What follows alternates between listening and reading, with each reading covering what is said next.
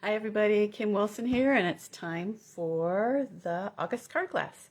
So we're going to start out with our fun fold today. Instructions are already posted here in the Say It With Color group under Guide 42. So with instructions are ready, kits are ready. If you didn't get a kit, I still have some left. Let me know.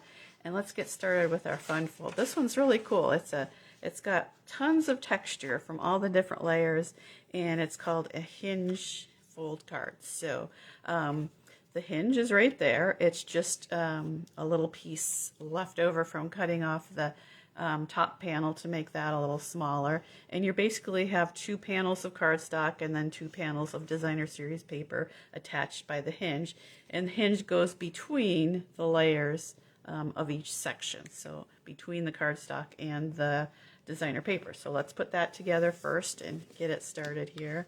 Lots of pieces in this one, so we will get our little hinge out because we're going to need that.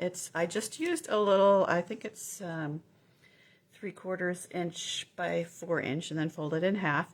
Although I was thinking you could do it a lot of different ways. I have a really small hinge, but you could do a larger hinge, or you could do two small hinges. That would look really cool. Or you could do hinges at the top and have it flip up. So that would be also a really cool way to do this card. So let's grab some liquid glue here and start putting things together. So ooh, that side's pretty too. I'm using the Earth and Elegance suite, so the paper and the bundle all go together. And then we're just going to tuck that in kind of in the center there, get it even with the edge. Get that tucked in there. Since I'm using the liquid glue, I've got a little give there in case I get it a little crooked. I can straighten it up, get it ready to go. Okay. I don't think that's a little too high. There we go. Hold that down for a minute to get it all together and start working on the second one here. This paper was actually designed by making pottery. So she made some pottery pieces and then the artist painted and pressed things into them and then photographed them. So that's how we came up with our paper here. Okay, I'm holding this open a bit because I need to slip my hinge in there. Okay, I want to get this centered. I'll hold that down. Okay, I think I got it. Yep, that looks good. Okay, now time to add lots and lots of stuff to it. All right, so we'll do some stamping first. And I'm using the, let's see, I'm trying to remember the name of it. The Essential Dies, Stitched Essentials, I think. I have them real quick right here. Nested, it's Nested Essentials dies. I've been using those quite a bit. There's these round ones that I'm using here, the banners we've already used in class. And then we'll also be using this one at one of the other cards. Okay, so the stamps are coming from the Earth and Textures. There's a lot of nice sentiments there, so we'll go ahead with that. This one says, with gratitude on the outside. And then just putting that right on the top. And then on the inside, which is the bigger corner rounded piece, I guess you would call it, we're going to put, "You are proof there is good in the world." Oh, and I just noticed on my sample I have a little piece of this branch here too. So let me grab that out real quick. And a block.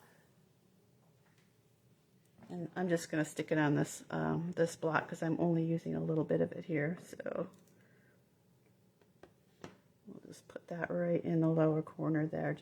I could even do some in the top too. That would be cool. Just to give it a little more something for the inside. All right, that looks good. Now time to put everything together. So the inside is going to get this larger panel here. And that will be covered up by the this one here, so that works good. And then this one I'm putting a little over to the side so I have room for my pot on the side with my big fun fern or whatever this thing is. And this is really cool because it has some score lines in it, so you can actually make this a little dimensional, kind of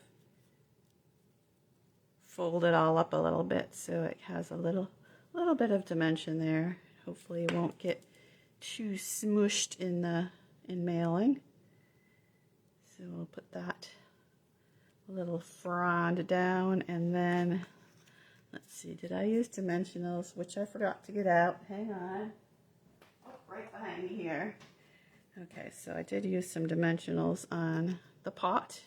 And look at this pot here. Do you see how textured it is? So when I cut the pot out, and then I took this piece right here, and then it embossed the pot. So you can use that as an embossing piece. And there's all sorts of other pieces to use to decorate your pot. There's a one with handles. There's this piece here with kind of the X's, and I actually used that right here just to fill up a little bit of that white space on that front piece there. So we will put our pot down about there, and then our little X's here. And if you have a kit and you have pieces stuck in, of course the take your pick tool works great to get out those little extra bits that are stuck in there.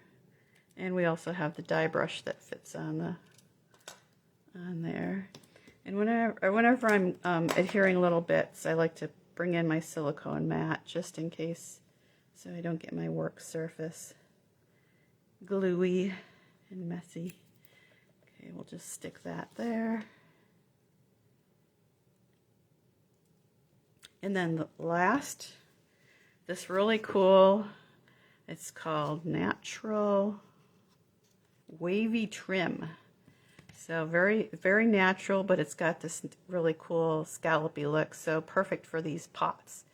So I'm just gonna kind of measure out a little bit here and snip it off to put on my pot. But this trim, you can see it would be really cool to use for a number of different things to add that little bit of natural texture to your project. Okay, and there, I think we're done. So there's our fun fold. Be back in just a second with the next card. Happy crafting.